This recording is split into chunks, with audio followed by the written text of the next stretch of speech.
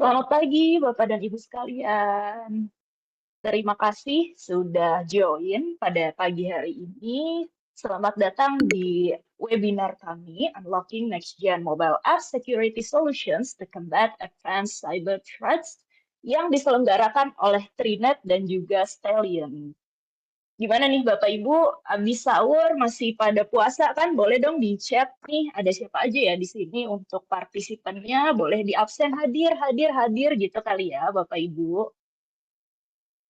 Oh iya, untuk pagi ini jangan lupa juga untuk mengisi link absensi dan juga nanti akan ada beberapa rangkaian acara seru lainnya dan juga berhadiah nih Bapak Ibu. Total hadiahnya itu adalah Rp1.000.000 untuk saldo GoPay. So, make sure Ibu Bapak join di acara ini sampai di akhir acara nanti sekitar jam 10.30. Nggak lama kok, gitu. Oke? Oke, kita lihat nih chatnya. Ada Pak Hendro hadir. Iya, terima kasih Pak Hendro. Oke, mungkin sambil menunggu yang lainnya juga, saya akan coba untuk mengkondak acara. Salam kenal sebelumnya, saya Anissa sebagai presenter dan juga moderator di webinar ini sampai akhir nanti. Dan juga saya akan membacakan peraturan-peraturan dari webinar ini sampai di akhir acara nanti. Kapan Bapak dan Ibu bisa bertanya dan kapan Bapak dan Ibu bisa meng-unmute mikrofon ataupun menyalakan video. Oke, saya mulai dulu ya.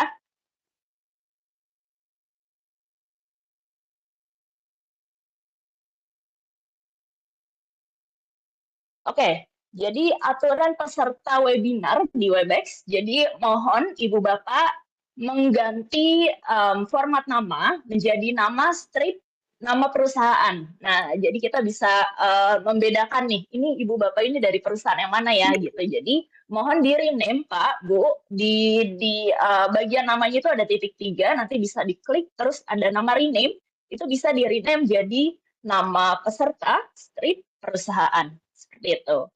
Lalu untuk selama acara diharapkan Ibu dan Bapak sekalian meng-mute atau meniadakan suara dari mikrofon serta juga mematikan video.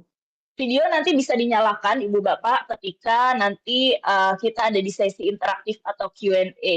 Ibu Bapak bisa bertanya lewat kolom chat ataupun bisa bertanya secara langsung kepada tim Stellium seperti itu.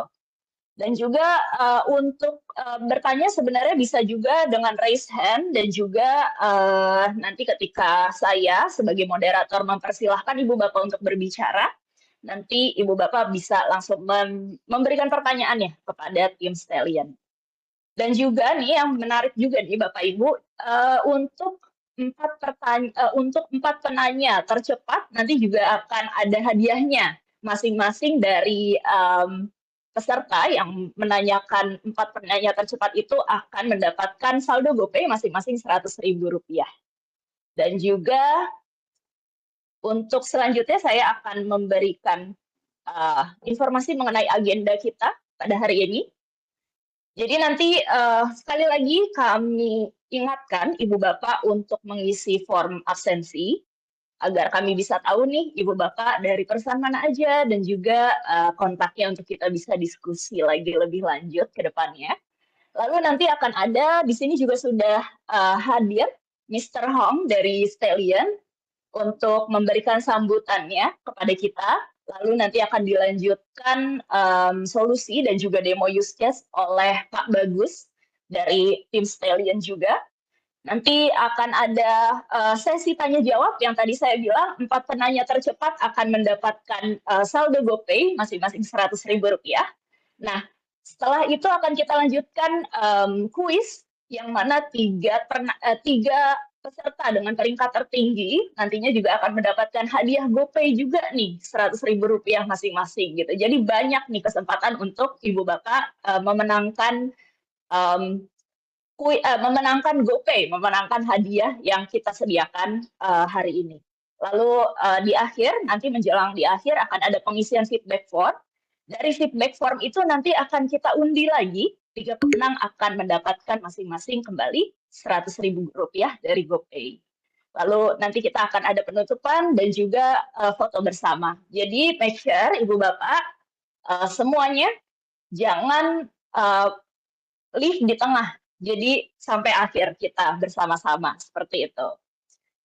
Untuk absensinya bisa di-scan di link absensi berikut, Ibu Bapak. Mungkin kita tunggu sampai di 9.10. Nanti baru setelah itu Mr. Hong akan memberikan sambutan dan acara akan berjalan. Kalau misalkan tidak bisa scan QR code, Ibu Bapak bisa klik link yang ada di kolom chat yang sudah dikirimkan oleh tim admin kami. Itu ada link absensi atau Bapak Ibu bisa ketik sendiri di link absensi yang sudah tertera di layar. Seperti itu ya Bapak Ibu. Oke, mungkin di chat nih cuma Pak Hendro aja nih yang bilang hadir. Siapa lagi ya yang hadir di sini? Boleh dong Bapak Ibu disapa dulu nih pagi-pagi. Apakah masih di jalan atau sudah di kantor kira-kira? Mungkin aku bisa, oh hai Pak Iqbal, pagi. Mungkin aku bisa ngobrol-ngobrol sedikit dulu ya sama Pak Hong. Selamat pagi Pak Hong. Ya, selamat pagi.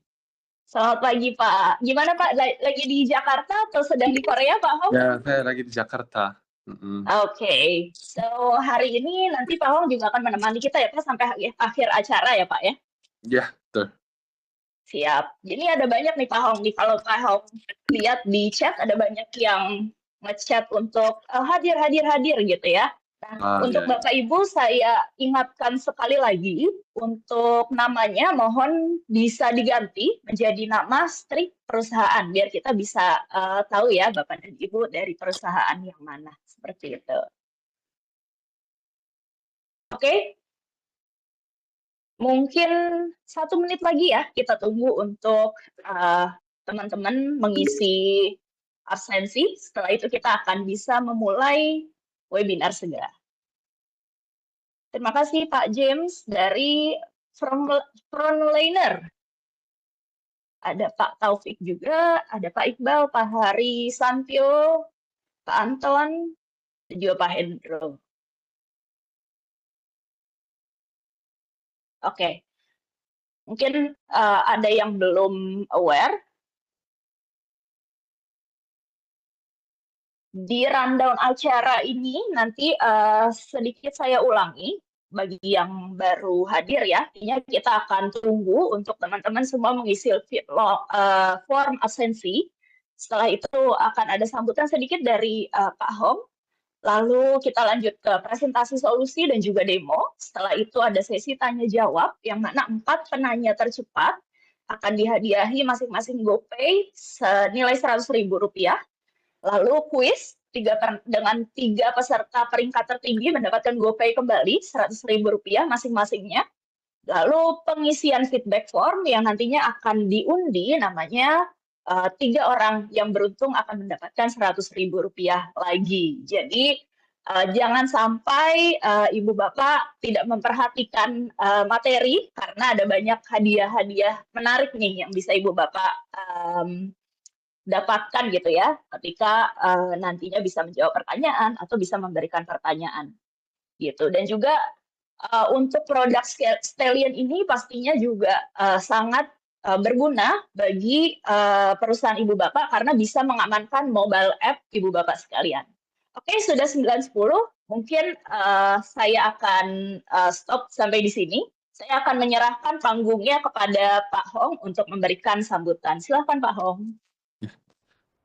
Selamat pagi, salam sejahtera, Bapak Ibu yang terhormat. Perkenalkan saya dengan Hong selaku Direktur Utama dari PT Stellion Indonesia. Stellion adalah cyber security leading company di Indonesia sejak tahun 2019 dan di Korea sejak tahun 2015. Kami merupakan tenaga kerja dengan real hacker yang menjuarai hacking kompetisi di dunia, seperti CodeGate, Defcon, Onton, dan lain-lain. Jadi kami sangat paham skill hacking ataupun cara pembobolan. dengan arti kami paham betul cara melindunginya. Karena kami mengerti situasi dan kondisi di dunia maya, terutama tentang kasus hacking yang bukan hanya terjadi di Indonesia, namun di seluruh dunia. Kami sekalian dalam webinar ini ingin memperkenalkan solusi yang bisa melindungi aplikasi. Dan kami berharap dalam webinar kali ini dapat memberikan pandangan baru yang bisa membantu dalam pekerjaan Bapak Ibu sekalian. Semoga kami bisa menjalin kerjasama atas perhatiannya. Saya ucapkan terima kasih dan terima kasih juga kepada Trinet membantu mengadakan webinar ini dan penjelasan kalau Trinet adalah partner reseller sekaligus implementasi Stilian di Indonesia. Terima kasih. Iya, terima kasih Pak Hong atas sambutannya.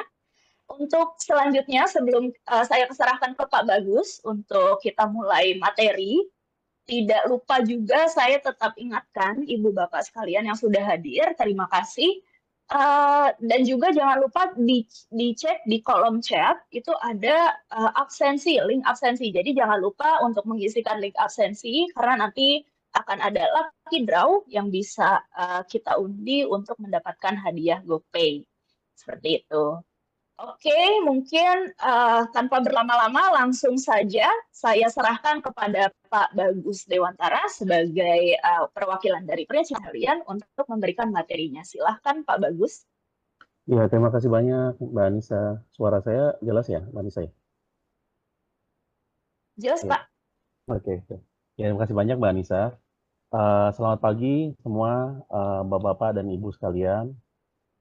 Selamat pagi semua. Perkenalkan nama saya Bagus. Saya dari Steel Alien Indonesia. Jadi kita adalah perwakilan dari perusahaan cybersecurity Korea. Dan kita sudah di Indonesia sebenarnya sudah cukup lama, sudah berjalan sekarang 5 tahun ya, 5 tahun. Saya sendiri di Steel Indonesia sebagai Channel Sales Manager. Jadi di sini saya mungkin perkenalkan ada beberapa rekan saya juga yang join gitu ya. Nanti akan bantu saya juga untuk demo. Ada Mas Arya gitu ya. Kemudian juga ada Mas Abdullah gitu ya. Nanti mungkin kita mau cerita lah, sharing-sharing ya, lebih ke sharing-sharing ya gitu ya, Mbak Nisa ya. Agendanya mengenai isu-isu security yang terbaru dan solusinya itu seperti apa dan mungkin kita demokan gitu dengan real handphone ya. Karena kan memang yang tadi mungkin sudah dijelaskan sama Mr. Hong sedikit, itu apa namanya fokusnya kita adalah di mobile application. Nanti mungkin jadi kita mau tunjukkan dengan di mobile application itu simulasi solusinya itu seperti apa, seperti itu. Mungkin saya mau share.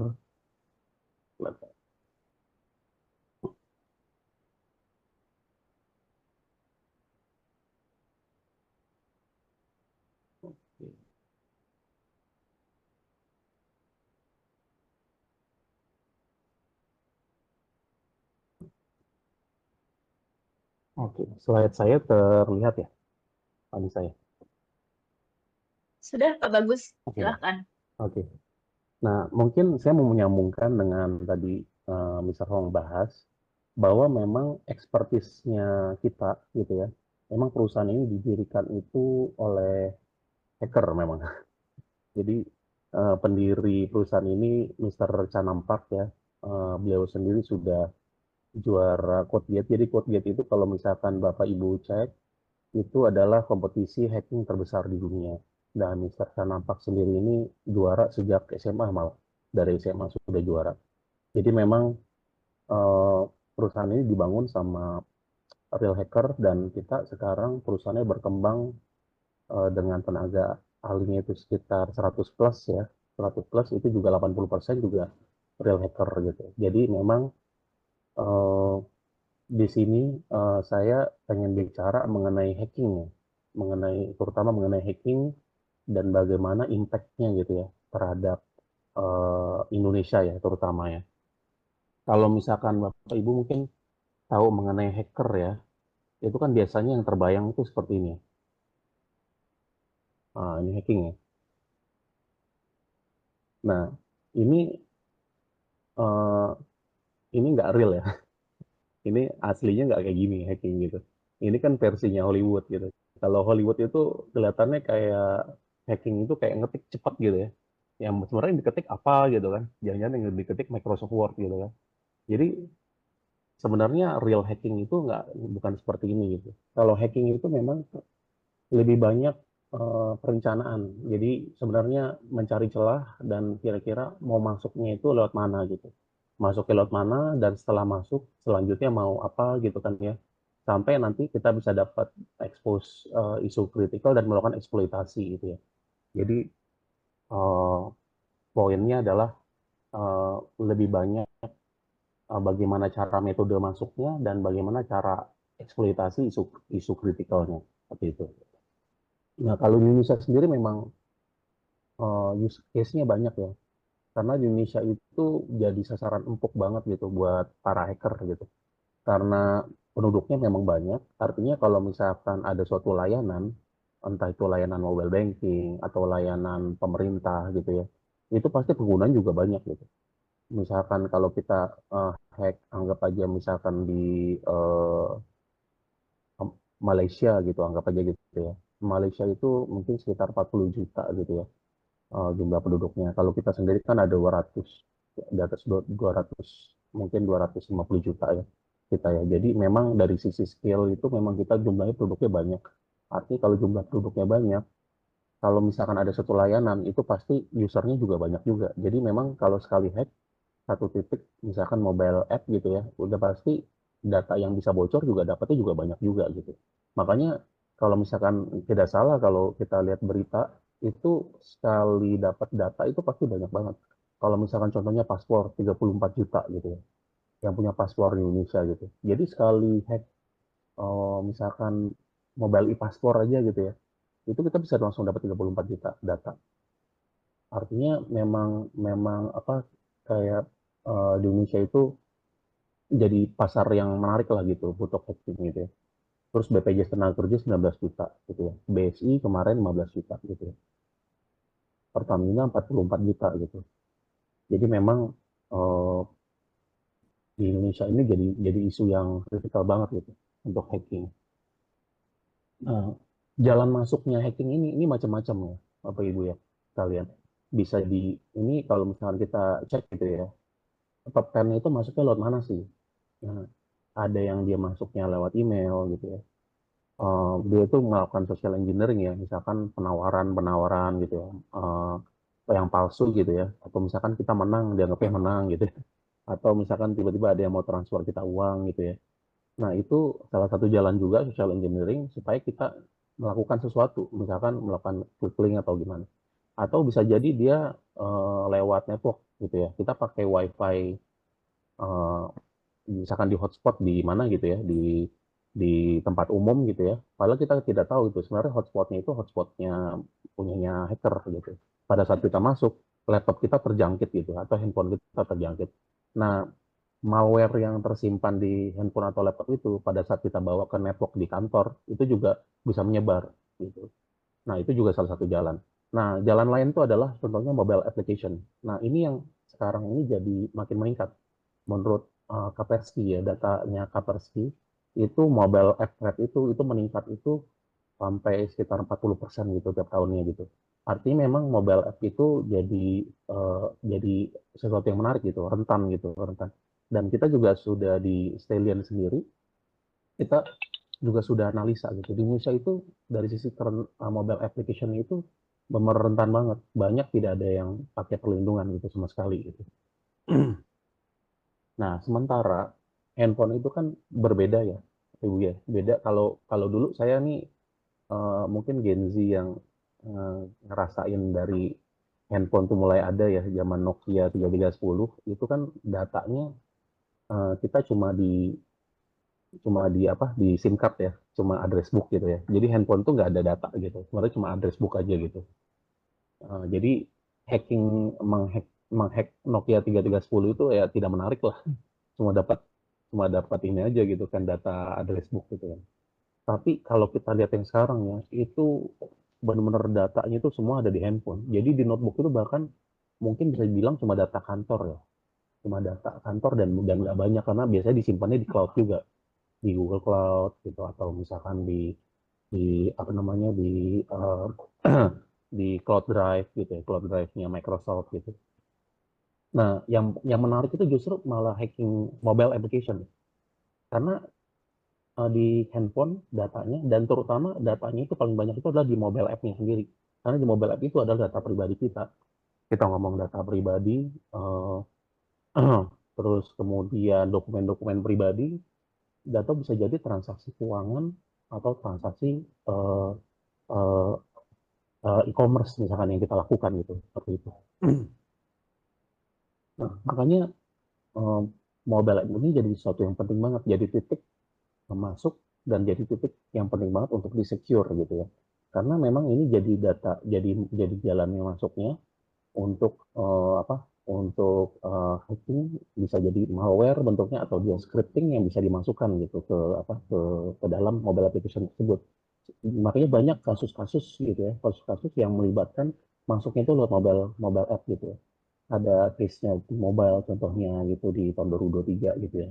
Dia dapat semua PIN customer gitu ya, contohnya customer T-Mobile ini salah satu operator telco ya, mirip kayak Telkomsel ke Indonesia.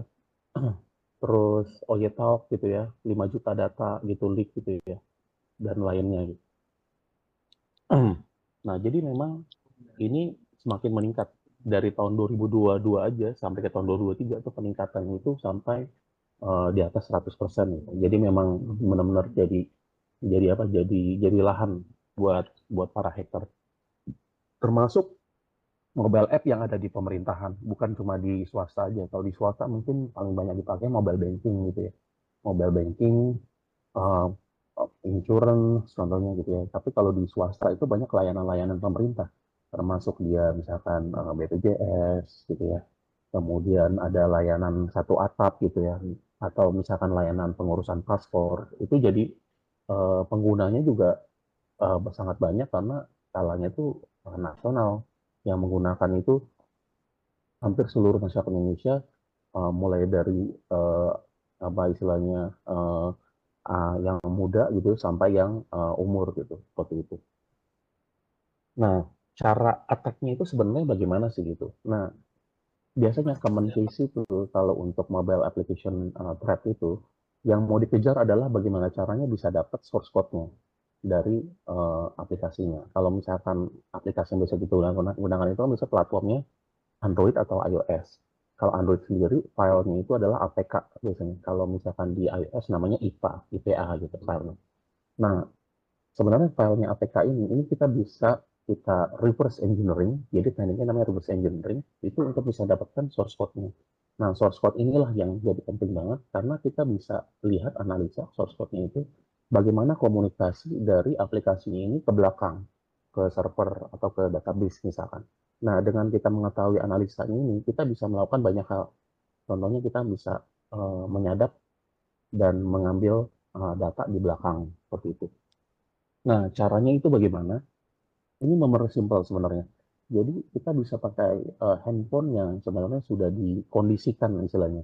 Handphone yang dia rentan yang sudah dikondisikan, entah dia di root, atau kalau misalkan di iPhone itu di jailbreak, atau kita juga bisa aktifkan dari sisi USB debugging-nya. Jadi kita bisa uh, bisa kita download aplikasinya ke handphone tersebut dan baru kita melakukan uh, penetrasi. Nah, cara penetrasinya bagaimana? Itu banyak tools-tools yang tersedia, termasuk kita misalkan pakai Frida gitu ya untuk itu debugging, atau pakai Magis gitu untuk routingnya gitu ya. Nanti kita bisa melakukan shell command gitu ke aplikasinya untuk melakukan dekompilasi. Dengan melakukan dekompilasi ini kita bisa dapat source code-nya, kemudian kita bisa melakukan tempering dan kita bisa repackaging, kita masukin source code-nya, istilahnya code-nya kita, misalkan untuk kita inject code-nya kita, gimana kita bisa melakukan contohnya misalkan ngambil data lewat API-nya gitu ya, dan kita bikin backdoor, kita akan kirim ke satu tempat seperti itu. atau kita dari sana kita bisa contohnya attack protokolnya dan kita bisa ambil data-data gitu, buatan data. Nah, ini jadi semakin penting pembobolan ini karena relate juga dengan undang-undang PDP. Nah, undang-undang PDP ini terakhir itu sebenarnya sudah dirilis itu dia selesai rancangan undang-undangnya selesai di 2020. Tapi sebenarnya undang-undangnya sendiri sudah selesai baru selesai di 2022 dirilis ke publik. Nah, tapi 2022 sendiri undang-undangnya itu kalau menurut aturan itu setelah 2 tahun diundangkan baru dia itu benar-benar dijalankan dari sisi konsekuensi hukumnya termasuk penalti-penaltinya gitu. Jadi kalau misalkan Bapak Ibu tahu itu kalau misalkan ada security breach dan datanya itu hilang itu denda yang dikenakan gitu ya oleh pemerintah itu maksimal 2% dari pendapatan. Artinya itu sangat besar 2%. Contohnya misalkan kayak sekarang ini bank terbesar di Indonesia itu dari sisi net profit itu adalah Bank BRI. Bank BRI itu profitnya kalau nggak salah sekitar 40-an triliun gitu ya, baru profitnya. Kalau revenue-nya mungkin ada di sekitar hampir 200 triliun. Artinya 2% itu bisa hampir 4 triliun, itu dendanya. Jadi undang-undang PDP ini benar-benar jadi momok sih. Karena memang banyak titik tempat dia itu menyimpan ya. Contohnya kalau di BRI sendiri, dia itu ada Brimo ya, contohnya BRI Mobile, dan itu tempat menyimpan datanya si nasabah dan data transaksi keuangannya gitu. Jadi ini jadi apa? Jadi concern gitu. Lebih baik jadi concern buat kita semua. Nah, untungnya adalah sebenarnya kalau Indonesia mungkin terkenalnya hacking, kita bilangnya namanya black hat ya. Black hat itu artinya dia benar-benar coba bobol dan eksploitasi dan coba ambil data gitu demi keuntungan. Nah biasanya datanya ini uh, diperjualbelikan jadi atau di ransom. Kalau di ransom itu biasanya dia minta gitu ke perusahaannya, tolong kirim transfer gitu ya ke wallet tertentu. Biasanya dia mintanya dalam bentuk Bitcoin gitu ya, misalkan dalam itu karena dia nggak pengen di track gitu ya. Dan nanti kalau misalkan sudah dikirim baru sama dia datanya dirilis contohnya gitu, tidak akan disebarkan atau bisa jadi datanya itu dijual misalkan di dark web gitu ya. Kalau dulu mungkin sebelum undang-undang PDP ya kita beli data itu tidak ada konsekuensinya gitu. Ada case teman saya sendiri itu sempat beli gitu ya, makanya beli datanya Tokopedia waktu itu kan pernah bobol Tokopedia sendiri. Itu total itu ada sekitar kalau nggak salah 15 juta ya, sekitar 15 juta data user unik. Jadi itu di dark web itu mulai dari angkanya awalnya $5.000 gitu ya. Kemudian akhirnya setelah berapa hari itu turun angkanya jadi cuma ratusan dolar aja gitu ya. Itu kita dapat database dump gitu. Kita dump database dan kita bisa akses semua data termasuk username, data di situ ada handphone, ada alamat, ada nomor KTP, ada apa namanya email, dan data transaksi itu juga kelihatan semua gitu. Saya lihat sendiri waktu itu. Jadi saya cari coba nama saya sendiri gitu ya. Itu nama dicari bagus gitu ya. Itu ada ternyata gitu. Saya beli apa aja gitu, itu kelihatan semua gitu. Nah, cuma kalau di undang-undang PDP yang baru ini kita udah nggak boleh tuh kalau kita beli data apa namanya. Nah itu bisa kena. Kalau nggak salah kalau pribadi beli itu dendanya sampai 5 miliar kalau nggak salah ya, saya lupa gitu. Nah itu kalau kita ngomong namanya black hat, tapi ada juga yang namanya white hat hacker. Nah white hat hacker itu seperti kita ini, Stalin ini. White hat hacker itu adalah konsultan hacker yang dia bekerja sebagai konsultan, dia itu mencari celah dan kita ada konsen istilahnya ke klien gitu ya. Uh, Tindakan kita adalah kita mencari celah dan kita bisa bantu rekomendasi bahwa celah-celah inilah yang harus ditutup supaya isi kritikalnya itu tidak didapatkan gitu ya.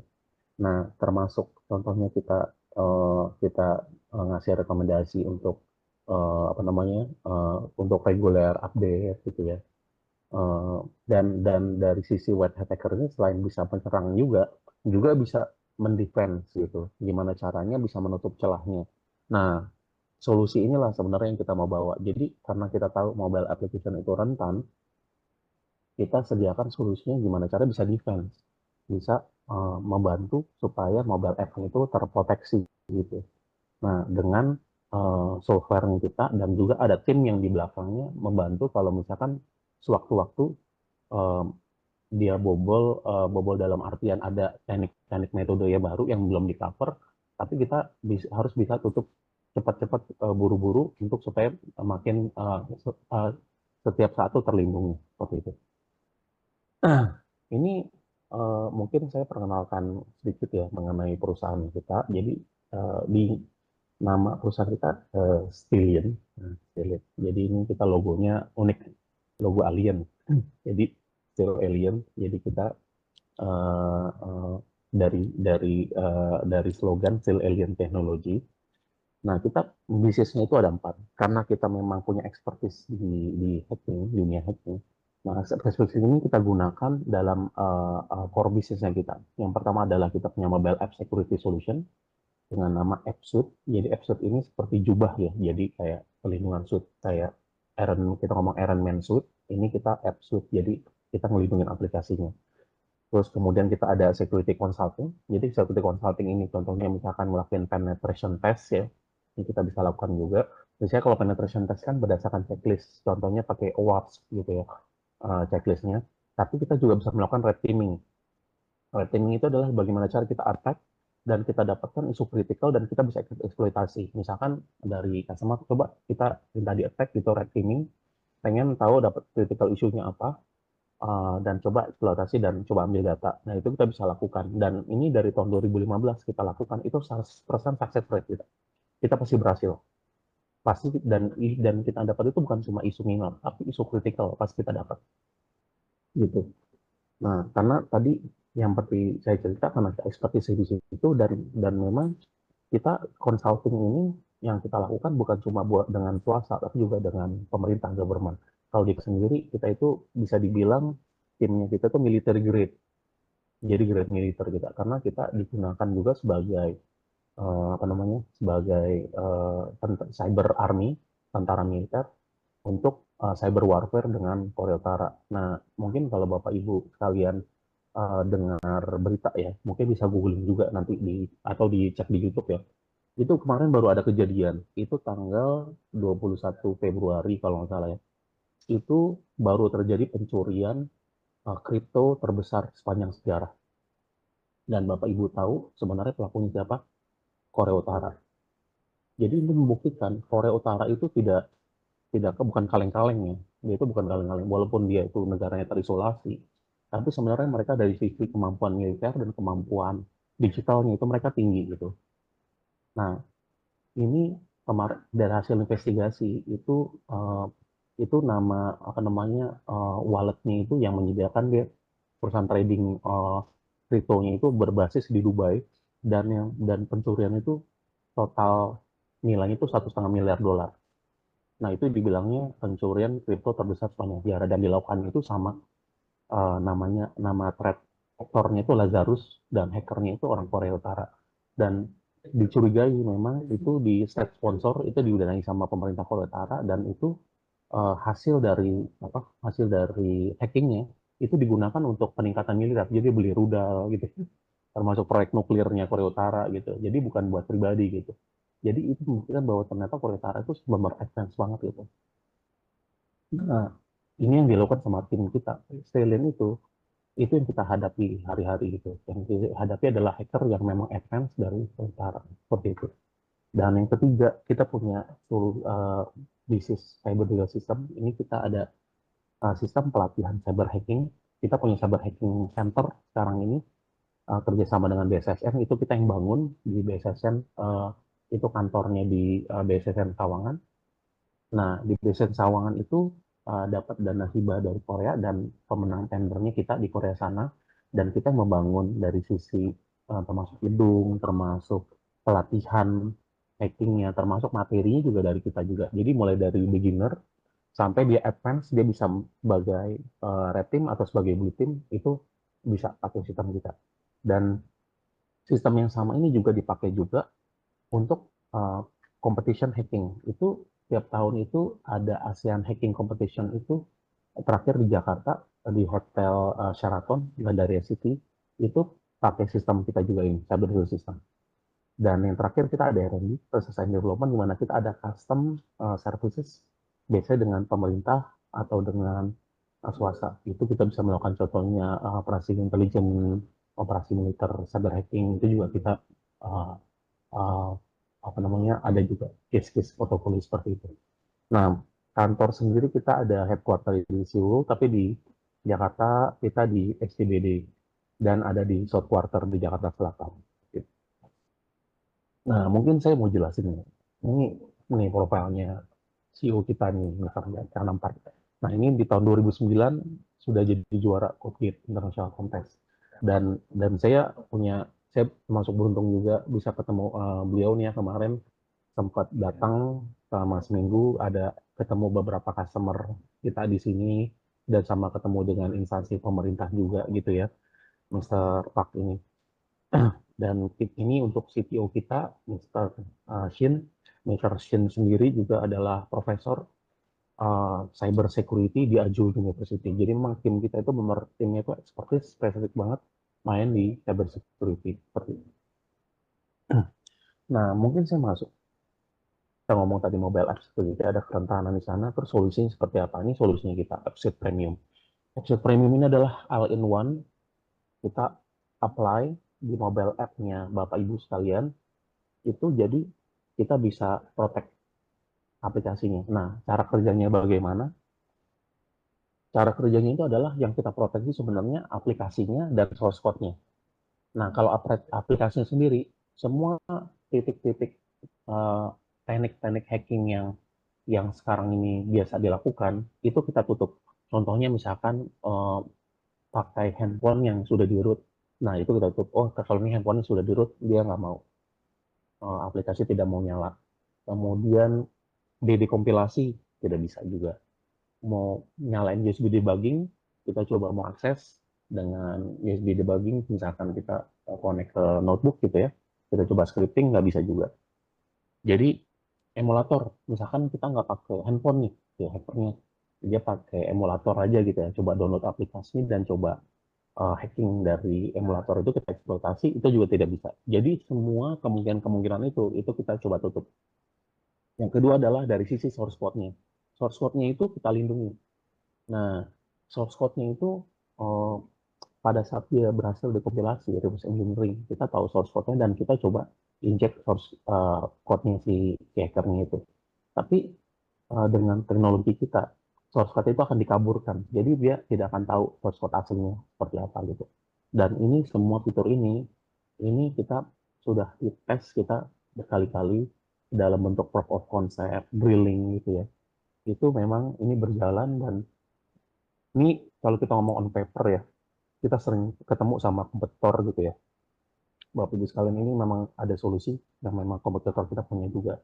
Tapi pada saat kita POC, kita benar-benar tahu real bahwa sebenarnya apa yang mereka promise gitu ya. Kita punya ini gitu ya. Ternyata tidak terjadi di lapangan gitu. Makanya ini sebenarnya ini ada namanya nih ya. Kita tapi tulisnya ABC aja. Tapi sebenarnya ini berdasarkan pengalaman kita kalau kita compete gitu ya dengan petor kita. Sebenarnya contohnya kita compete sama salah satu kompetitor di salah satu customer, itu ada 5 titik kita bisa bobol gitu. Ternyata yang dibilang root detection ternyata bisa di bypass. Kalau misalnya kita mau root detection, itu kan cara dia root itu juga macam-macam. Kalau misalnya kita root biasa, atau dia misalkan dia pakai tools lain, pakai Magis gitu contohnya. Nah, bisa jadi itu bisa bypass juga. Atau kalau dia pakai teknik lain gitu, itu tetap bisa di bypass gitu. Jadi kalau kita mau root detection, any method yang dilakukan, itulah yang sebenarnya kita protect. Jadi cuma sekedar routing aja biasa gitu, seperti itu. Nah, itu waktu pas kita, contohnya salah satu kompetitor kita bisa tembus di 5 titik, bukan cuma root, yang lain juga gitu. Emulation juga, debugging juga gitu. Jadi, karena akses kriteria dari aplikasi seperti ini adalah bahwa aplikasi itu tidak bisa ditembus gitu dalam semua titik. Nah, itulah yang kita promise ke Bapak Ibu sekalian gitu. Dan kalau misalkan kita beli softwarenya kita ini, sebenarnya saya ingat salah satu quote dari dari salah satu customer kita bilang yang kita beli itu bukan softwarenya yang kita pengen gitu, tapi supportnya gitu, tim di belakangnya gitu, R&D-nya. Nah, itu yang sebenarnya yang penting yang kita tawarkan, bukan cuma softwarenya, tapi R&D di belakangnya, karena kita harus melakukan R&D secara terus-menerus, thread-thread terbaru, tren-tren terbaru, uh, hacking-hacking terbaru, itulah yang sebenarnya yang paling penting untuk kita deliver, karena selalu akan ada teknik-teknik terbaru, thread-thread terbaru. Nah, itulah yang akan kita selalu tutupin dan kita patch terus gitu, seperti itu. Nah, ini mungkin saya kasih contoh. Jadi, sebenarnya saya pengen tunjukin lebih real gitu ya. Kita demokan. Nanti mungkin di akhir presentasi saya ini, saya minta ada di sini rekan saya, Mas Arya dan Mas Abdullah untuk demokan dari sisi contohnya. Kalau misalkan di iOS kayak gimana sih, sama di Android seperti apa. Nah, nanti sebelum masuk ke situ, mungkin saya jelasin secara sekilas. Ini contohnya adalah code obfuscation. Code obfuscation adalah pengacakan source code. Jadi, source code itu pada saat dia dibuka, di reverse engineer sama hackernya, dia pengen tahu gitu ya. Ternyata yang didapatkan adalah source code yang sudah diacak. Cara diacaknya adalah contohnya class name, misalkan. Class name ini kita ngomong before dan after. Before-nya itu ada namanya pretutil, sekarang namanya jadi JZR. Jadi sudah teracak. Ada juga kita rubah itu function name-nya. Function name-nya sebelumnya namanya send effective to. Sekarang jadi DPR. Jadi namanya dirubah. Nah, ini sifatnya otomatis. Jadi kita semua ganti. Class name-nya diganti, function name-nya diganti. String-nya kita encrypt. Misalkan kita pasang namanya ada string di dalam source code-nya, itu nanti string-nya itu jadi angka. Berubah juga. Kemudian dari sisi kelas, DEX file ini executable-nya dari sisi Android. Nah, itu DEX file itu kan sebenarnya sudah bentuk binary. Nah, binary-nya itu juga kita rubah juga. Jadi, angkanya yang binary-nya itu setelah after-nya itu angkanya berubah. Jadi, kalau angkanya berubah, pada saat kita coba balikin jadi source code, itu juga tidak berhasil. Pasti gagal.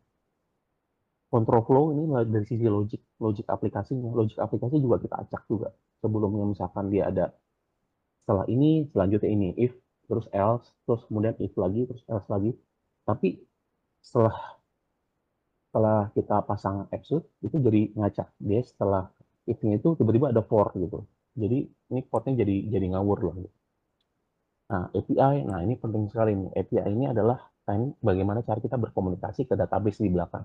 Kalau kita tahu API-nya, ini jadi endpoint-nya ini jadi tempat leak ini. Ini saya pernah lakukan secara real case gitu ya. Saya pernah lakukan waktu itu di Bapenda DKI, itu bagian dari Pemda DKI, jadi Badan Pendapatan Daerah Provinsi DKI waktu itu.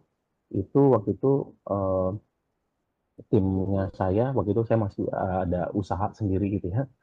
Saya punya tim developer gitu ya. Kita tahu endpoint itu ada kerentanan gitu, endpoint-nya API-nya si Bapenda DKI itu untuk yang pelayanan PBB. Nah, kita coba eksploitasi gitu ya, critical issue-nya, dan kita bisa dapatkan data PBB satu provinsi DKI, kita bisa dapatkan. Nah, itu dengan eksploitasi API. Nah, ini sebenarnya yang dilakukan gitu.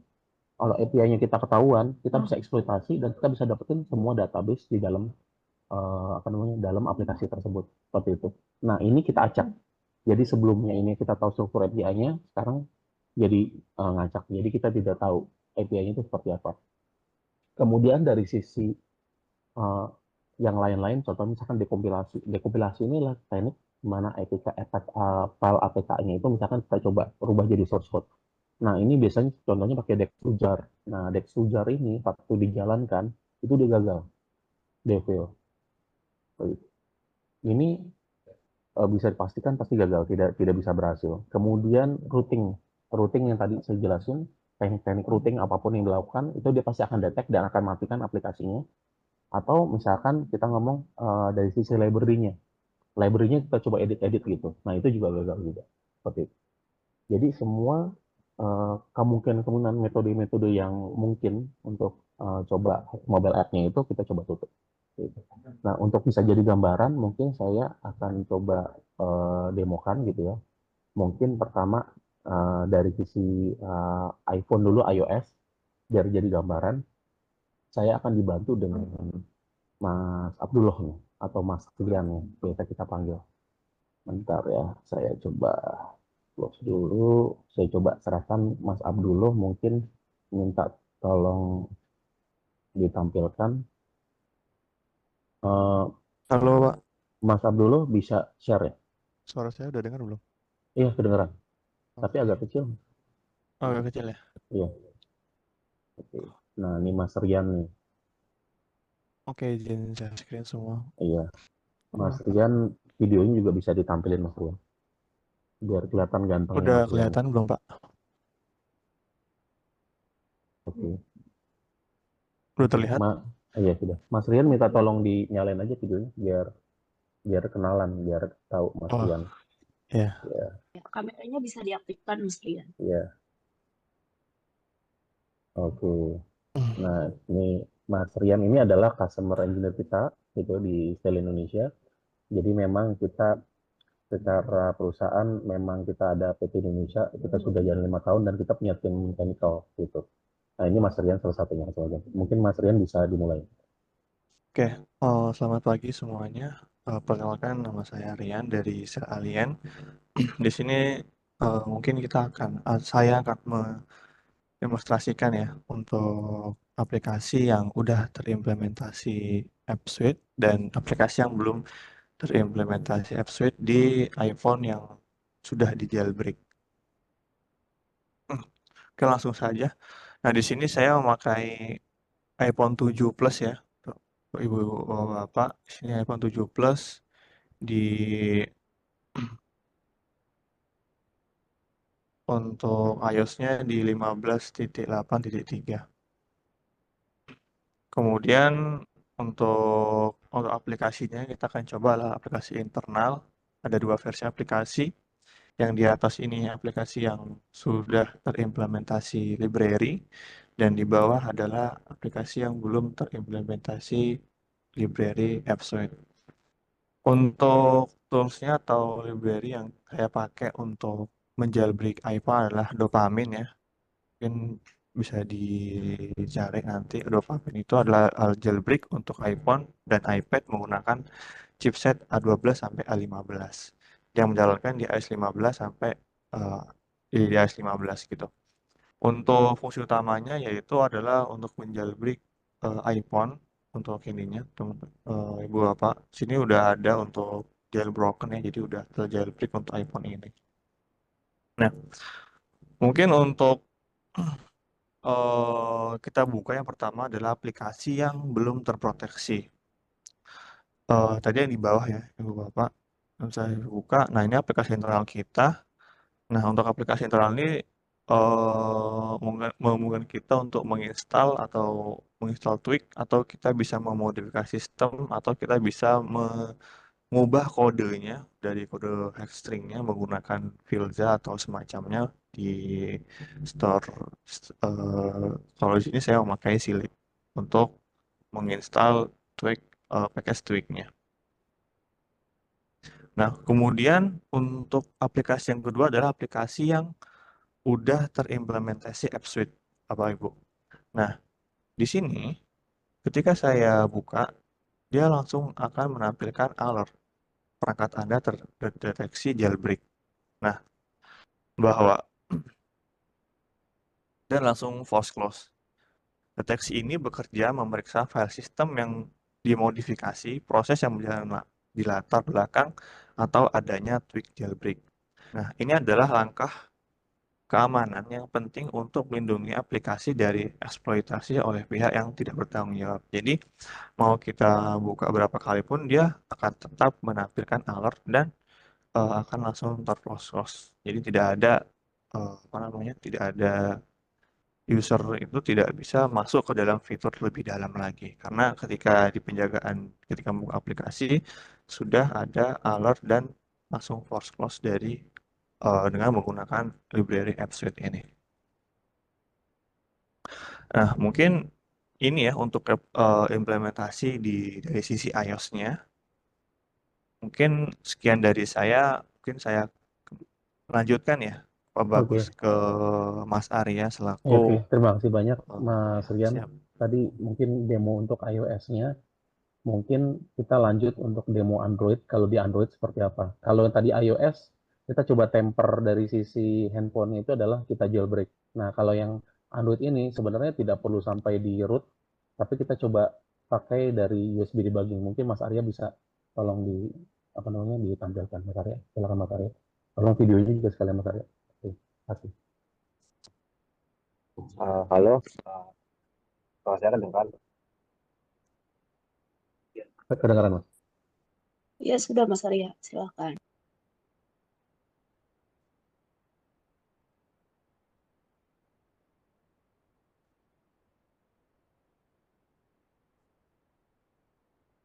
Bisa share screen-nya, Mas Arya? Bentar ya, Pak. Di authorize kan ya?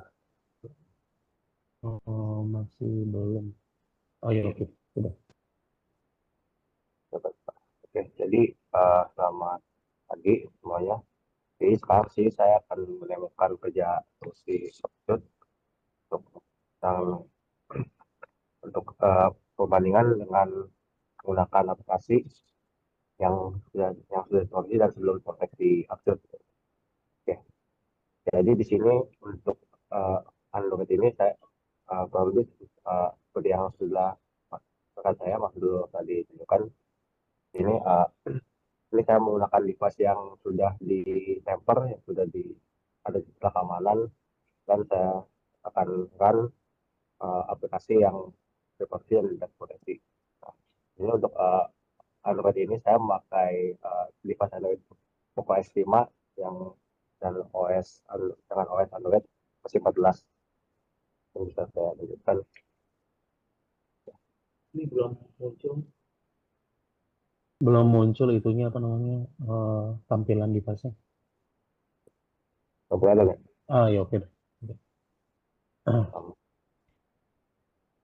Ya, ya, mungkin agak delay di saya.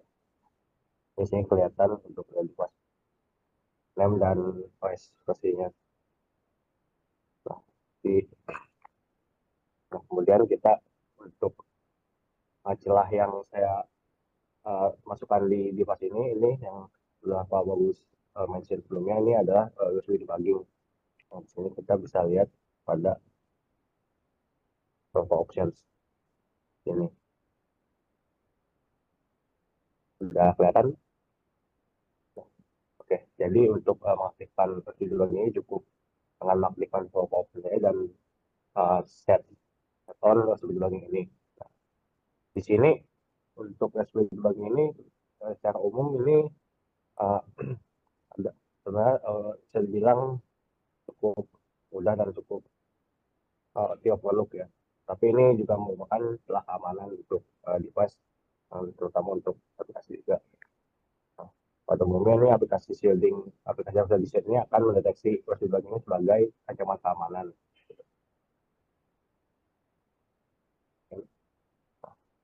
Yang pertama saya akan tunjukkan juga bagaimana aplikasi yang tanpa shading ini jalan. Nah, aplikasi yang saya pakai sebagai contohnya namanya Jetcaster. Ini aplikasi open source yang kita bisa uh, ambil dari GitHub.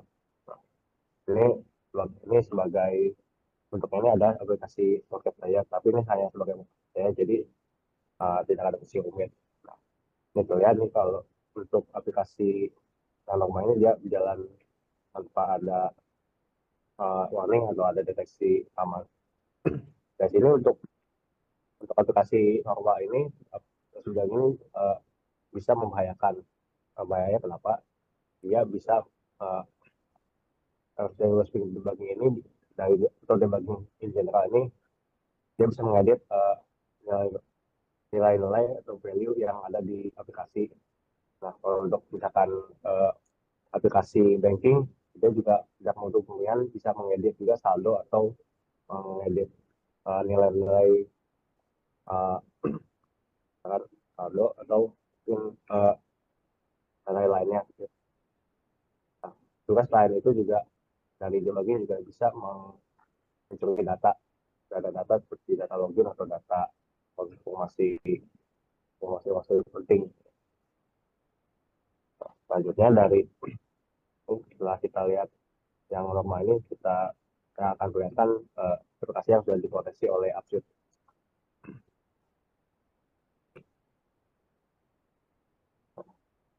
Nah, jadi terlihat kalau untuk aplikasi yang telah diproteksi Upshoot ini, dia akan muncul alert dan dia akan post terminate. Nah, jadi di post terminate ini adalah cara kita melindungi aplikasi ini dari celah ataupun ancaman keamanan. Nah, supaya aplikasi ini tidak bisa ditamper lagi oleh debugging karena tidak bisa kemungkinan untuk tiran karena ada deteksi resiko debugging tadi oleh fitur Upshoot kami. Nah, dari untuk proteksi resiko debugging ini, karena kita juga bisa memproteksi Upshoot ini juga bisa memproteksi dari tool debugging seperti contohnya VEDA. Nah, ini untuk mencegah dari exploit lebih lanjut yang mengancam dari akses yang dibuka oleh debugging ini. Nah, jadi untuk sebagai contoh ini ancaman-ancaman debugging secara umum ini misalkan adalah bisa mengancam dari reverse engineering, reverse security, dan menginjeksi kode dan perbincangan data. Oke, sekian dari saya. Terima kasih. Oke, terima kasih banyak Mas Arya.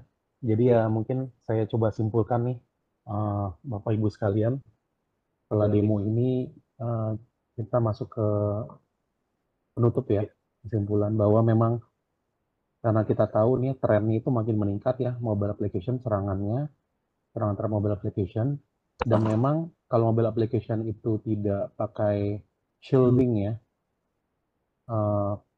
seperti Stellian Upshoot ini memang jatuhnya telanjang kalau di Google Play atau di App Store gitu ya, dan itu bisa di-download dan di reverse engineering oleh banyak orang ya, karena tools-toolsnya juga sudah tersedia di umum ya, karena itu banyak tools yang open source juga.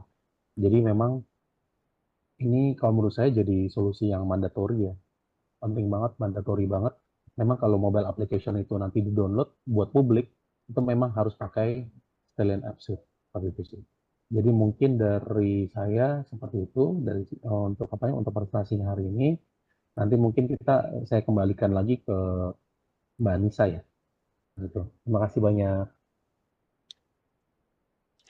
Terima kasih Pak Bagus atas paparannya, dan juga Mas Arya dan juga Mas Rian yang sudah memberikan paparannya tadi sangat menarik sekali. Dan kalau kita lihat di chat nih Pak, ada banyak peserta yang tertarik nih untuk bertanya ya. Betul, ada banyak nih pertanyaannya nih. Oke, mungkin bisa langsung ditanyakan aja, di start dari yang paling pertama nanya, bisa di open camera dan juga open microphone, Pak Yong dari Sun. Iya, oke, mungkin Ada saya Pak coba Yong di sini? jawab Ya, kali satu-satu ya. Pak Yong. Boleh. Atau Pak Yong mau langsung bertanya? Oh iya, boleh. Silakan Pak Yong. Silakan Pak. Iya, pagi Bu. Ya, pagi. Izin bertanya ya Pak Bagus ya. Pak Bagus, itu apakah mengenai Upshoot itu terdapat fitur untuk mencegah reverse engineering? Karena kan setahu saya beberapa kali orang ini mencoba untuk reverse engineering untuk mengetahui tersebutnya, dan kemudian dari sana terjadi kebocoran data. Cuman yang menjadi pertanyaan saya berikutnya adalah, ketika terdapat fitur tersebut, apakah kira-kira nanti berpengaruh pada performa apps tersebut? Ya. Itu yang pertama ya Pak ya. Lalu yang kedua, kalau menurut pengalaman Bapak ya, untuk mengamankan autentikasi, yang paling secure itu menggunakan metode yang mana? Kan beberapa kan mungkin menggunakan metode strong password, tapi kan sekarang ini banyak bot-bot yang gunakan brute force dan lain-lain itu, Pak. Atau MFA dan lain sebagainya. Lalu yang ketiga, Pak, yang terakhir itu apakah terdapat fitur mengenai secure API communication? Terutama kan beberapa apps ini kan juga melibatkan third party library. Ya. Itu Pak yang ingin saya tanyakan. Oke. Terima kasih Pak, bagus. Oke, siap Pak. Mungkin saya jawab dulu kali ya. Salam kenal ya Pak Yong. Yang pertama itu Pak, mungkin pertanyaannya misalnya reverse engineering memang kita tersedia Pak. Memang kita fiturnya by default kita mencegah supaya mobile app-nya itu entah di APK atau IPA-nya itu dia tidak di reverse engineering Pak. Kita tersedia. Dan kalau misalkan ditanya berpengaruh pada performa atau tidak, itu tidak ada pengaruh Pak ke performa sama sekali. Cuma ada perubahan itu nanti di ini Pak, di besar filenya. Biasanya filenya itu meningkat jumlah besarnya karena memang di situ ada namanya encryption Pak. Ada encryption juga. Dan itu pasti dia akan meningkatkan besar file gitu Pak. Cuma besarnya itu naiknya juga tidak terlalu signifikan gitu Pak. Seperti itu. Tapi kalau dari sisi performance aplikasinya itu tidak ada pengaruh Pak dari sisi performance-nya. Kemudian yang kedua Pak, kalau pengalaman nih Pak ya, ini mungkin kalau di kita sendiri memang tidak ada solusi untuk pengamanan authentication Pak. Tapi memang kalau berdasarkan pengalaman kita melakukan pen test gitu kayak contohnya ya, itu policy benar Pak, itu oke. Kita harus ada strong password policy gitu Pak ya. Cuma policy itu kadang yang jadi isu itu bukan di policy-nya Pak, tapi memang di orang Pak ya. Di orang. Jadi memang orang tidak menerapkan. Kita banyak sering case Pak, itu bahkan aplikasi-aplikasi yang dia itu penting Pak ya, kayak CRM gitu Pak ya, database itu bahkan password masih password default gitu Pak. Itu biasanya bisa jadi karena lupa gitu Pak, lupa diganti gitu. Setelah instalasi mungkin lupa diganti dan itu sudah berjalan bertahun-tahun gitu. Akhirnya dibiarkan karena memang sudah operasionalnya memang udah kayak jadi kebiasaan aja gitu Pak, langsung akses gitu kan. Nah, jadi isunya strong password aja sebenarnya itu sudah oke Pak gitu. Dengan password yang memang misalkan cukup panjang gitu Pak ya. Tapi memang password sendiri itu juga bisa di brute force gitu Pak. Benar kata Bapak gitu. Makanya biasanya ada tambahan MFA gitu Pak ya. Untuk ada tambahan misalkan kita pakai token gitu Pak ya. Itu sebenarnya jadi lebih strong, lebih bagus lagi itu sih benar Pak. Jadi kombinasi antara password yang bagus dan emang kita dan MFA. Cuma memang intinya itu nomor satu harus diterapkan sih Pak. Iya, karena memang kita sering lihat bahkan di perusahaan besar Pak ya, perusahaan financing gitu Pak ya, itu banyak yang tidak menerapkan policy-nya gitu. Policy-nya ada tapi tidak dilakukan gitu Pak. Itu sih.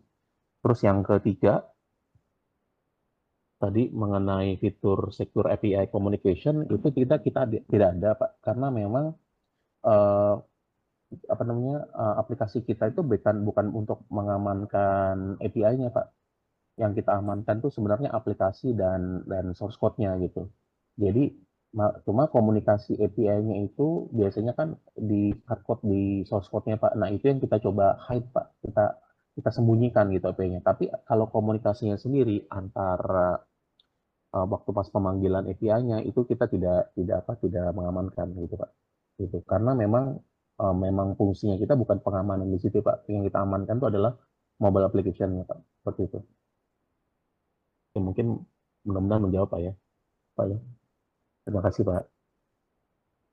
Terima kasih Pak. Pak, Ya, boleh Pak. nambah satu pertanyaan lagi Pak. Pak, kalau semisal itu ini kan kalau lihat kan kalau reverse engineering itu kan bisa di-secure ya Pak ya. Betul. Katakanlah Pak, kami mempunyai tim developer, lalu tim developer kami ini masih kurang memahami mengenai yang namanya secure coding Pak.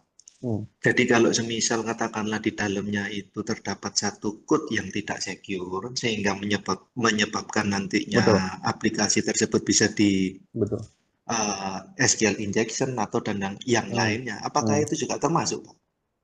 Nah, betul Pak. Jadi kalau kita ngomong tahapan securing Pak ya, tadi yang mungkin saya ceritakan, mungkin topiknya hari ini kita memang fokus di pada saat aplikasi itu sudah ada di Google Play gitu Pak ya, atau di App Store gitu ya, artinya sudah pakai. Tapi sebenarnya pengamanan itu harusnya dilakukan sebelumnya lagi gitu Pak, pada saat di level source code. Nah di level source code itu kita juga bisa lakukan Pak, tapi kita ngomongin beda tools Pak ya. Kita ada itu namanya biasanya toolsnya SAST gitu Pak. Apa istilah static analysis, istilahnya static testing gitu Pak ya. Nah, static testing ini dilakukan di level source code di mana source code-nya itu sudah di-scan gitu Pak. Di-scan kita bisa bisa cari vulnerability-nya. Nah, vulnerability-nya ini itu berdasarkan standar-standar compliance yang memang kita sudah tetapkan di awal, misalkan pakai OWASP gitu ya. Apa namanya, kan sudah ada standar, nanti bisa kita highlight source code-nya itu yang mana aja yang dia terpotensi dia vulnerable. Nah, nanti kita kasih rekomendasi itu Pak. Dari aplikasi kita kasih rekomendasi bahwa ini harusnya diganti sama ini gitu, lebih bagus gitu. Nah, itu kita ada Pak tulisnya Pak, seperti itu juga Pak. Nah, jadi ini dilakukannya itu di level di mana dia sebelum dirilis aplikasi Pak. Jadi sebelum dirilis dia di-scan dulu source code-nya, tapi kita nggak perlu scan semuanya terus-terusan Pak. Jadi cukup waktu pas scan awalnya aja, nanti selanjutnya yang di-scan itu cuma incrementalnya aja. Jadi kita melakukan scanning incremental. Jadi sebelum dia di-commit gitu Pak ya, misalkan komitnya harian gitu ya, sebelum di-commit, source code yang dikerjakan pada hari itu akan dicek, dan kalau dia aman, dia compare gitu dengan repository, dia aman, baru dia di-commit gitu Pak, seperti itu Pak. Oke Pak, paham Pak. Terima kasih banyak Pak. Oke, terima kasih Pak. Oke, terima kasih Pak Yong atas pertanyaannya. Mungkin kita masih ada waktu juga ya Pak Bagus. Jadi untuk pertanyaan kedua hadir dari Pak James dari Frontliner. Mungkin Pak James bisa open camera dan open microphone ya, atau mau saya bacakan saja Pak Iya, James? mungkin saya bacakan boleh sih Mbak. Silakan Pak James, boleh Pak. Ya, mau nanya Pak, ini kalau aplikasi ini dia masih pakai signature base ya maksudnya? Iya, Untuk database. Oke Pak, mungkin saya jawab Pak ya. Jadi aplikasi kita ini memang kita tidak pakai database Pak. Jadi memang kita bentuknya SDK Pak. Nah SDK nanti akan kita kopikan gitu Pak ke source code-nya Bapak gitu. Jadi kita tidak pakai database sama sekali. Gitu. Jadi memang biasanya kalau database itu kan disimpannya di database di belakang, dia nanti koneksinya kalau dari mobile app-nya itu akan pakai API gitu Pak ya. Cuma kalau aplikasi kita sendiri tidak ada database-nya Pak. Jadi kita tidak menambahkan database. Gitu, Pak. Jadi kita cuma SDK aja Pak. SDK. Nanti kita kopikan ke source code-nya. Seperti itu sih Pak. Oke, thank you Pak. Ya, terima kasih Pak Jon.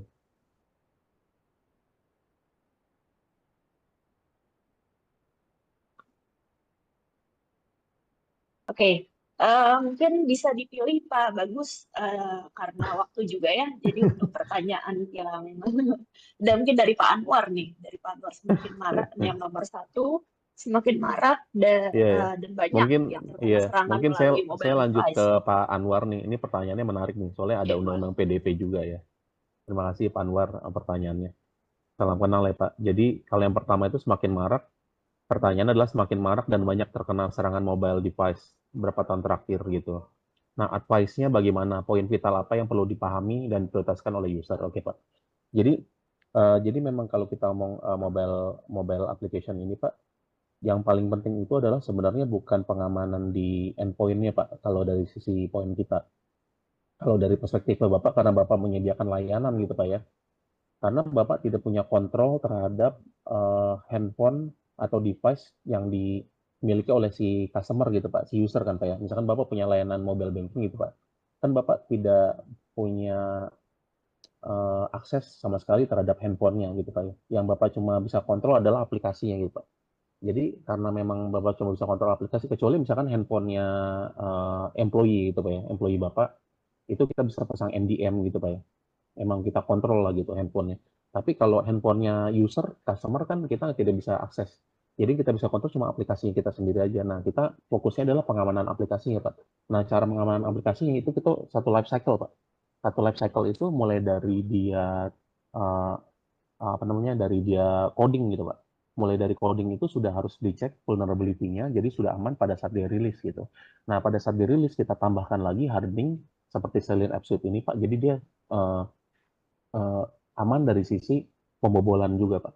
Jadi kita mulai dari sebelum rilis di coding, terus sampai setelah rilis, waktu pas dia udah nyampe ke App Store dan di-download itu, dia sudah dalam posisi dia terproteksi juga, kayak gitu, Pak.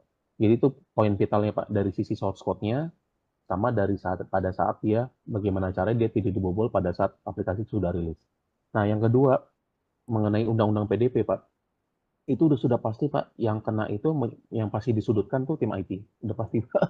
Karena tim IT itu dianggapnya yang bertanggung jawab membuat aplikasinya gitu, Pak. Membuat aplikasinya. Nah, itu masalahnya memang tidak ada, itu setuju, Pak. Tidak ada cyber security tools yang menjamin 100%, Pak. Nah, biasanya yang dilakukan adalah seperti kita, Pak, ya, di Stellium, Pak. Itu makanya tadi saya jelaskan bukan softwarenya aja yang kita jual, Pak. Bahwa sebenarnya adalah kita juga menyediakan timnya, Pak. Jadi sebenarnya pada saat Bapak beli itu nanti kita termasuk ada timnya akan bantu untuk update secara cepat gitu, Pak. Update secara cepat. Nah, jadi Bapak perlu jaminan gitu kan, assurance. Nah, assurance-nya adalah Bapak bisa tenang bahwa tim kita itu nanti akan bantu di belakang gitu, Pak. Bahwa kalau misalkan terjadi sesuatu, kita akan berbantu tutupin gitu, Pak. Mobile app-nya gitu, Pak. Seperti itu. Nah, dan sekarang ini kalau Bapak cek ya, Pak, ya, top 3 hacker di dunia itu, Pak, itu ada 3. Dari negara dari Rusia, dari Cina, sama dari Korea Selatan, Pak. Nah, makanya Bapak harus ambil proteksinya itu, Pak, dari salah satu 3 ini, Pak. Gitu. Nah, kalau dalam case ini, Pak, itu di Korea Selatan gitu.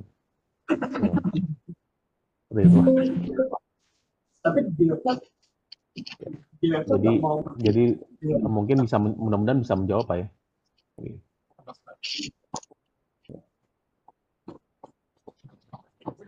Oke, mungkin itu Mbak Nisa.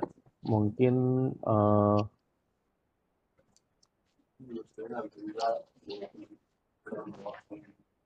mungkin satu pertanyaan pilihan lagi dari Pak Bagus sebelum boleh. kita move ke mungkin saya masuk ke pertanyaannya yang belum terjawab, kita bisa sambil diskusi di after acara. Ya. Saya mungkin masuk ke pertanyaannya Pak Erik nih, Pak Erik Widi Antara. Boleh, silakan. Pertanyaannya adalah bagaimana cara aplikasi dikembangkan itu tidak dikena reverse engineering, karena katanya di Flutter, di code Dart itu tidak bisa didapatkan hanya dari reverse engineering, tapi dari code seperti Android Manifest tetap bisa diambil. Kira-kira bagaimana aplikasi yang dikembangkan itu misalkan menggunakan Kotlin, kodenya tidak bisa utak-atik, dan dilakukan obfuscate ketika melakukan release app, seperti itu sih. Oke. Nah, ini jawabannya sih sebenarnya adalah memang ini kalau kita ngomong berarti ini Flutter berarti di Android ya, benar. Ya, di Android itu kita memang ada solusi App Suite ini, memang pada saat diterapkan itu tidak bisa terjadi reverse engineering. Nah, Flutter itu kita juga sudah support. Gitu. Jadi kalau misalkan code-nya itu supaya tidak bisa diutak-atik selain di obfuscate, itu sebenarnya memang tekniknya justru obfuscate itu justru sih, Pak. Jadi pada saat di obfuscate itu artinya code-nya sudah diacak dan emang udah nggak bisa diapa-apain gitu. Seperti itu sih. Kalau misalkan yang pasti golden source code-nya itu di tempatnya Bapak sih pasti aman gitu. Cuma ini kita ngomong source code-nya itulah source code yang ada di handphone pada saat dia reverse engineer sih, seperti itu. Jadi yang kita coba amankan di situ source code yang ada di handphone user yang mendownload gitu. Nah, tekniknya kita melakukan obfuscate itu supaya dia memang dari awal itu justru kita bukan yang kita nggak mau otak-atik, Pak, justru memang sudah kita otak-atik supaya dia nggak kelihatan source code aslinya, Pak. Seperti itu kita. Ya. Nah, kemudian saya juga mau jawab pertanyaan nomor 2-nya, apakah untuk di iOS sendiri sudah, nah ini juga sama Pak, iOS juga bisa dilakukan reverse engineering Pak. Jadi file IPA-nya itu bisa di reverse engineer juga Pak.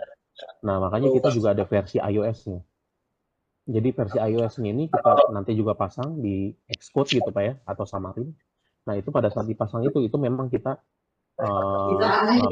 sudah aplikasinya aman, tidak bisa di reverse engineer seperti itu sih. Oke, mudah-mudahan bisa menjawab nih Pak. Makasih.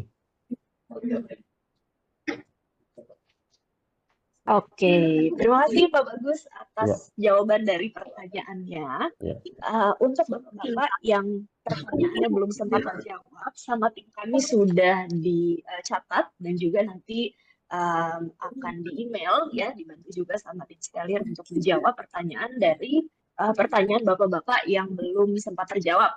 Nah, oke, kalau begitu kita akan langsung lanjut ya, Pak Bagus izin ke untuk acara yang selanjutnya yaitu adalah kuis. Tapi sebelum kuis, saya juga akan menyampaikan pemenang untuk di penanya tercepat nih, 4 orang penanya tercepat, yaitu adalah kalau menurut di chat yaitu adalah Pak Yong dari Sun, terus lalu ada Pak James dari Frontliner, terus ada Pak Anwar Nugraha dan juga Pak Anton. Oke, selamat untuk Pak Yong, Pak James, Pak Anwar dan Pak Anton. Masing-masing Hadiahnya apa nih, Mbak Nisa? Hubungi.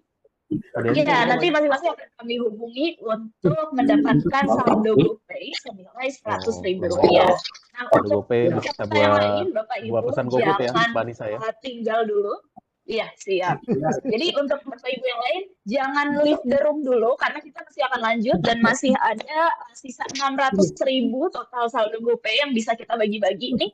Nah, untuk selanjutnya itu adalah kuis. Nah, jadi kuis ini nanti akan ada 3 pemenang tertinggi dengan skor tertinggi yang akan bisa mendapatkan masing-masing kembali saldo GoPay senilai Rp100.000.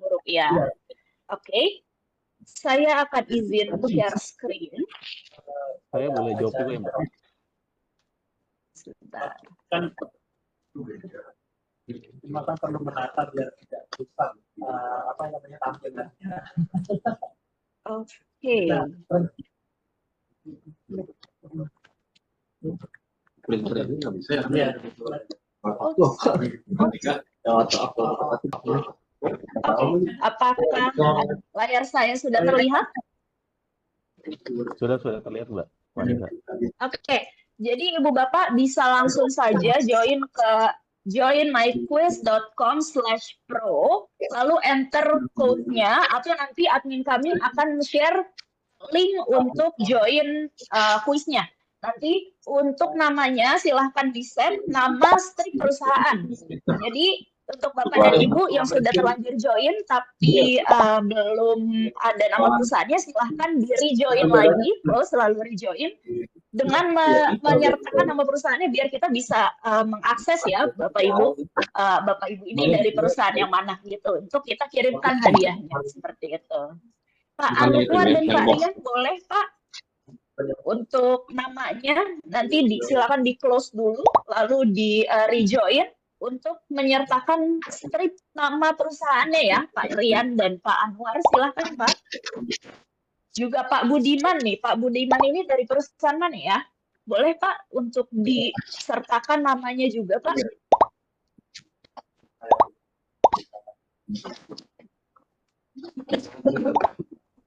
Oh, dari atas di bawah.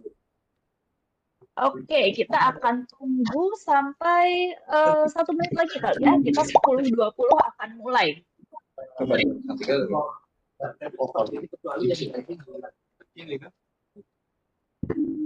Itu ya.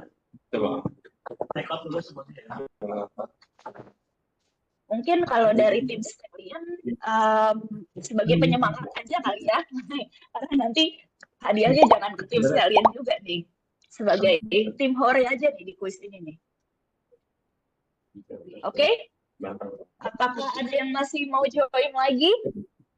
10, 9, 8, 7, 6. Oke, 5, 4, 3, 2, 1. Oke, 17 partisipan silahkan mengerjakan soalnya. Good luck, semoga bisa menjadi pemenang. Oke, kita akan start dari sekarang. Susah nih pertanyaannya.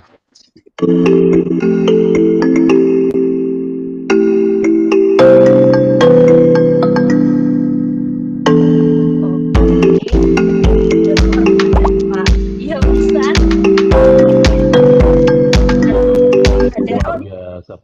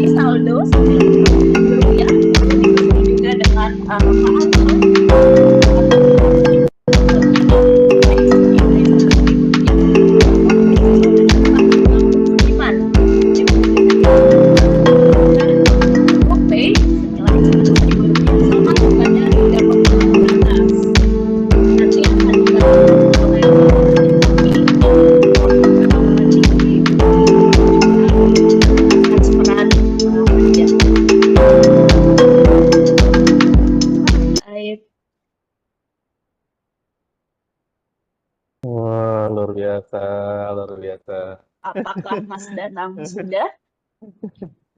Sudah dicatat, Mas Danang? Oke, siap.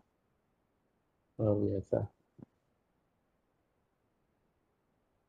Baik, kalau Benar, begitu itu benar semua berarti sebenarnya Mbak dari 8 itu ya? Benar semua berarti Mbak ya?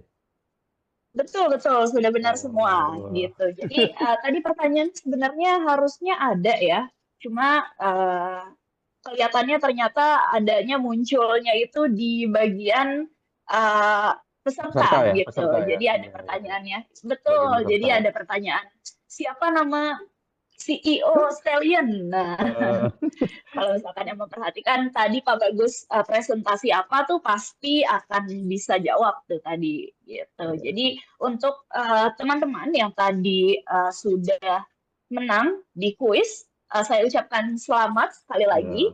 Lalu untuk selanjutnya nanti dari tim Trinet juga akan menampilkan link untuk feedback form. Jadi dari Bapak Ibu diharapkan untuk bisa mengisi link feedback form yang nantinya masih ada kesempatan lagi untuk 3 orang ya, Mas Danang, 3 orang pemenang untuk mendapatkan voucher GoPay masing-masing Rp100.000. Silakan Mas Danang di-share untuk link dari feedback formnya.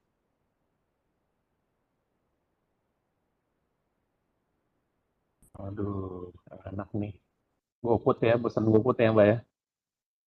GoFood hari Ya, ini buat gratis buka ya? puasa, Pak Buka Bagus. puasa hari ini gratis berarti dari Trinet ya? Betul, dari Trinet dan Stallion. Jumat berkah ya Pak Bagus ya. Iya, mantap, Iya. mantap. Silakan Bapak Ibu, kami tunggu untuk mengisi feedback form. Jika sudah, nanti akan kami masukkan namanya untuk kami undi. 3 orang yang beruntung akan mendapatkan kembali GoPay senilai Rp100.000. Silakan. Kami tunggu sampai mungkin di 10.28 kali ya, jadi 3 menit. Silakan Bapak Ibu, linknya sudah ada di chat. Kalau misalkan linknya, kalau misalkan kesulitan membuka kolom chat, bisa langsung scan aja nih Ibu Bapak di layar sudah ada QR code untuk feedback formnya. Oke.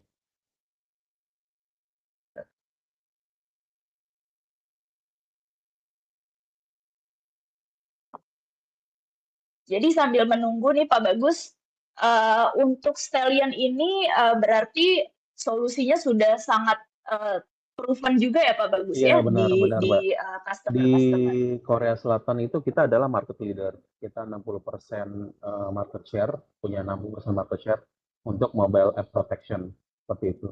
Jadi hampir semua bank-bank di Korea itu, termasuk contoh yang paling besar tuh KB gitu ya. Kalau di Indonesia KB itu dia beli beberapa Hana perusahaan ya? di Indonesia, termasuk KB Bukopin ya. Dulu kan namanya Bukopin ya. KB Bukopin itu di Oh, Indonesia oke, juga KB Bukopin.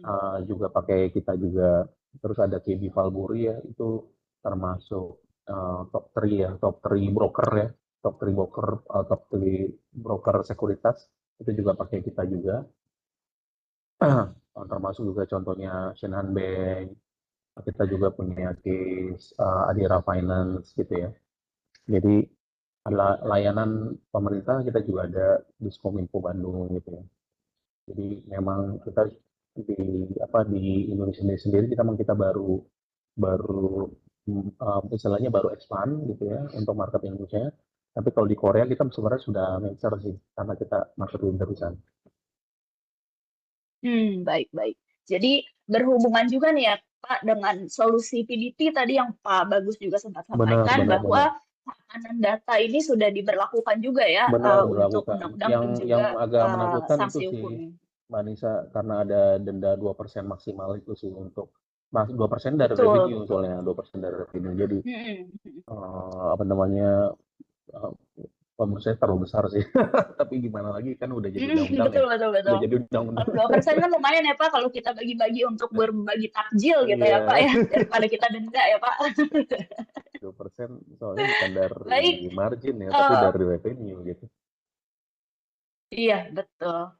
Jadi sangat penting sekali Ibu Bapak untuk menjaga keamanan data khususnya yang tersimpan di mobile app ya karena bisa saja hacker itu bisa datang dari mana saja dan bisa datang kapan saja gitu. Jadi lebih baik kita mencegahnya dan juga memproteknya dari awal. Seperti itu ya Pak Bagus ya? Betul. Baik, bagaimana dari Mas Danang? Apakah kita sudah siap untuk mengundi? Oke, silakan di share screen, Mas Danang. Oke, semoga Bapak Ibu yang belum mendapatkan GoPay nih bisa mendapatkan GoPay untuk bisa membeli takjil untuk berbuka nanti ya. Ada di Jumat Berkah ini. Silakan.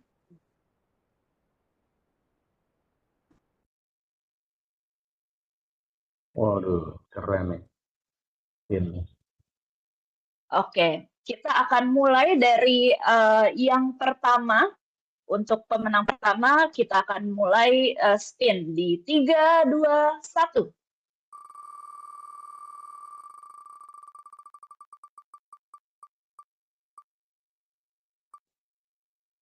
Selamat kepada Bapak Muhammad Al-Khairi. Wah, keren nih Pak Muhammad Al-Khairi. Selamat Anda mendapatkan GoPay senilai Rp100.000. Oke, kita akan lanjut ke pemenang kedua. Kita spin di 3, 2, 1. Silahkan di spin. Yang kedua, selamat kepada Pak Novianto. Selamat Pak Novianto karena sudah memenangkan GoPay senilai Rp100.000. Yang terakhir. Wah, siapa nih yang terakhir? 3, 2, 1. Silakan.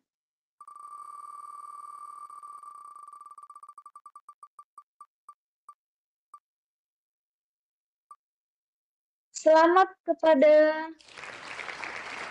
Pak Andika Panji Prasetyo. Wah, mantap nih. Bapak-bapak bisa mendapatkan GoPay senilai Rp100.000. Nanti akan dikoordinasikan oleh tim kami. Siap-siap untuk dihubungi ya Bapak-bapak sekalian. Selamat. Jadi total Rp1 juta voucher atau saldo GoPay sudah kami petakan siapa-siapa saja yang sudah mendapatkannya, yang sudah memenangkannya. nanti bisa dipakai buat apa aja, dipakai buat beli sahur atau buat beli takjil berbuka nanti silahkan. Jadi untuk yang terakhir ini kita sudah selesai acaranya.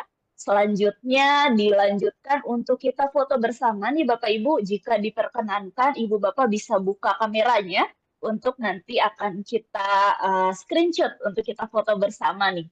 Silahkan Bapak Ibu bisa dibuka kameranya.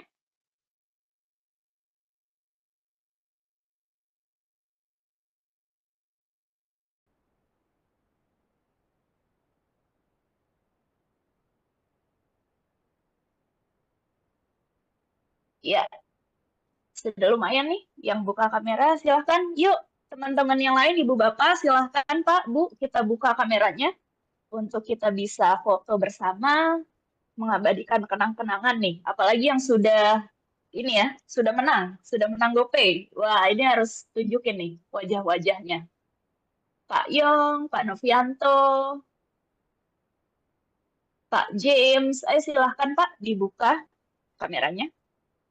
Oke, mungkin kita langsung aja ya, Mas Danang.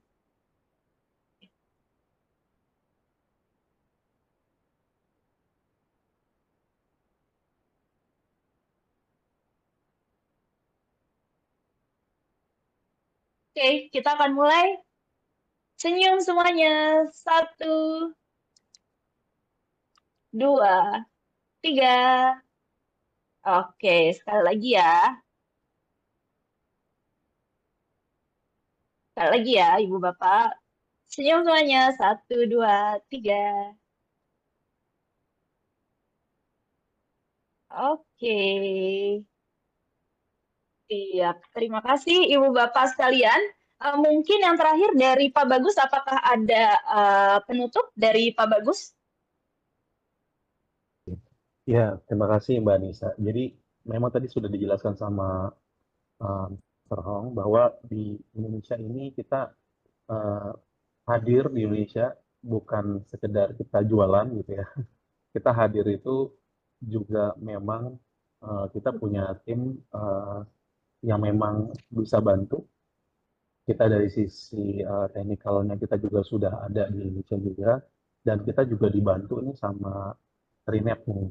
Ini partner reseller kita sekaligus implementation kita. Jadi Trinet juga bisa bantu juga Bapak dan Ibu untuk dari sisi konsultasi, security, kemudian dari sisi instalasi, dan dari sisi support ya, begitu ya Mbak Nisa ya.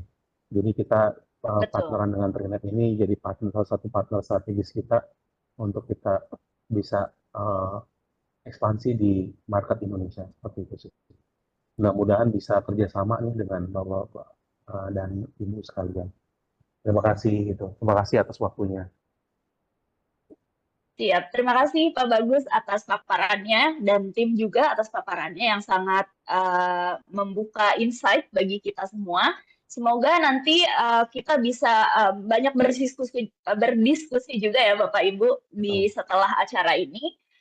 Saya juga sebagai presenter dan juga sebagai perwakilan dari Trinet as partnernya sekalian mengucapkan banyak terima kasih kepada Bapak dan Ibu sekalian yang sudah join di pagi hari ini, dan selamat sekali lagi kepada para pemenang.